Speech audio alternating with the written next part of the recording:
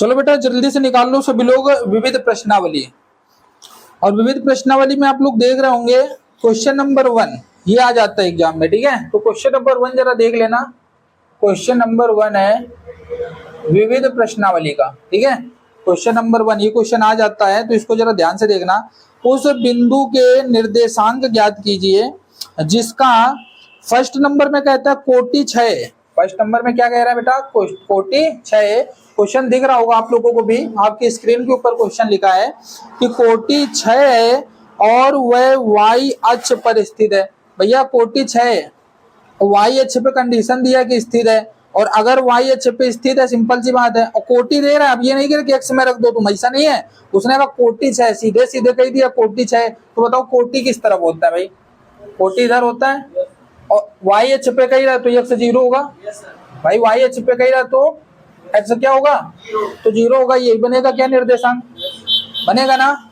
चलो आगे देखो, क्लियर हो गया ये क्वेश्चन नंबर। इसी में सेकंड लिखा है, इसी में क्वेश्चन नंबर सेकंड लिखा है, कह रहा है कि भुज -3 है, भुज -3 है और वह एक्स अक्ष पर स्थित है। अरे सिंपल सी बात है भाई, भुज तो कह रहा है आगे तो -3, और किस पे स्थित है, एक्स अक्ष पे स्थित है, और एक्स में अगर स्थित है तो वाई बराबर क्या हो जाएगा, हो गया खत्म।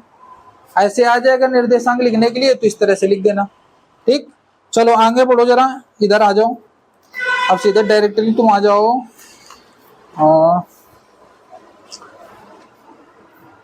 आ जाओ बेटा एक्सरसाइज 3.2, एक्सरसाइज 3.2 निकाल लिया।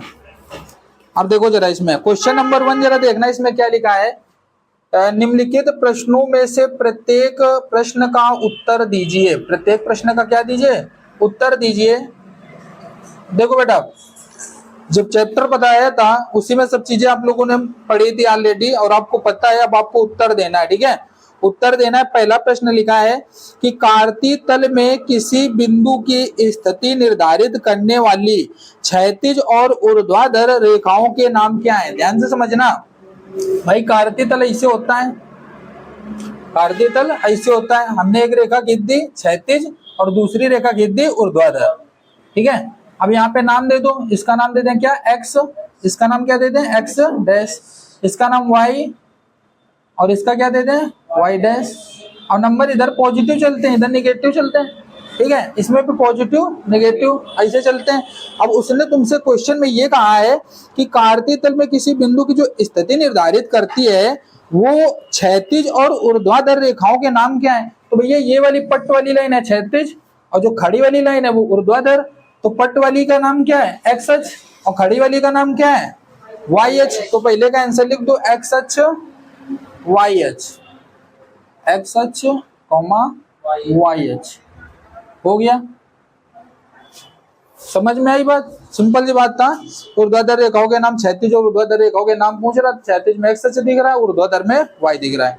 आगे देखो क्वेश्चन जरा, इन दो रेखाओं से बने तल के प्रत्येक भाग का नाम बताइए। भैया 4 भाग है इसमें, इसमें कितने भाग हैं, 4, 1 2 3 4 भाग हैं। और इन चारों भाग को क्या कहते हैं, चतुर्थांश।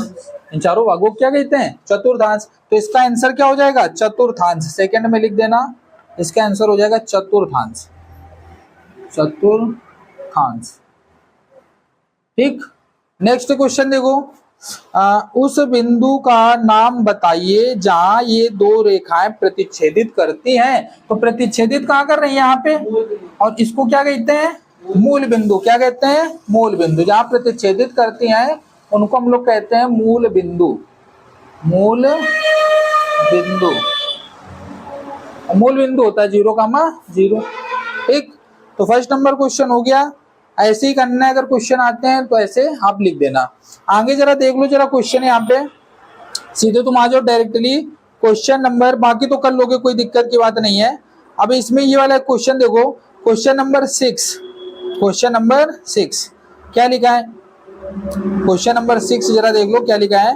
एक्स अक्ष पर मूल बिंदु से -4 इकाई की दूरी पर स्थित बिंदु P के निर्देशांक ज्ञात कीजिए। बिंदु P के निर्देशांक ज्ञात कीजिए। तो भाई P के निर्देशांक क्या हो जाएंगे बताओ, P के निर्देशांक क्या हो जाएंगे बताओ, P के निर्देशांक क्या हो जाएंगे। मूल बिंदु से -4 इकाई की दूरी पर स्थित, अरे भाई पहले कही रहा है -4 भुज की जगह पे, और कोटि कितनी हो जाएगी 0, तो -4, 0। बात समझ में आ गई। चलो आगे देखो, थर्ड नंबर जरा बताओ, क्वेश्चन थर्ड नंबर है, इसको आप लोग बताओगे कि इसका आंसर क्या आएगा। बिंदु 6, 4 की एक्स अक्ष से लांबिक दूरी ज्ञात कीजिए। तो इसकी लांबिक दूरी कितनी होगी, कौन बताएगा। चलो ठीक है, कितनी होगी 4। वेरी गुड, बहुत बढ़िया। ये तुम्हारा बिंदु दे रहा था 6, 4, क्वेश्चन नंबर 3 में दे रहा था 6, 4। अब इसमें तुमसे कहा एक्स अक्ष से लांबिक दूरी बताओ, एक्स अक्ष से पूछ रहा है तो तुमको कौन सा लेना पड़ेगा, वाई वाला लेना पड़ेगा। तो तुम्हारा यहाँ से एक्स अक्ष से लांबिक दूरी बराबर लिख दोगे, एक्स अक्ष से लांबिक दूरी बराबर 4। कितना लिख दोगे 4। क्लियर है ना। चलो आगे देखो, क्वेश्चन नंबर 4 क्या कह रहा है। बिंदु 3, 0 और फिर कह रहा 0, 4 किस अक्ष पर स्थित हैं, किस अक्ष पर स्थित हैं। क्वेश्चन नंबर 4 है, क्वेश्चन नंबर 4 है। बिंदु पहले में दे रहा है 3, 0 और दूसरे में दे रहा है 0, 4। तो बताओ जल्दी से, पहला वाला कौन से अक्ष पे स्थित है, एक्स अक्ष पे स्थित है, क्योंकि y बराबर 0 दे रहा है ना। और दूसरा वाला जो है किस में होगा, y अक्ष पर। किस पे होगा, y अक्ष, क्योंकि यहाँ x बराबर 0 है, यहाँ x बराबर 0 है।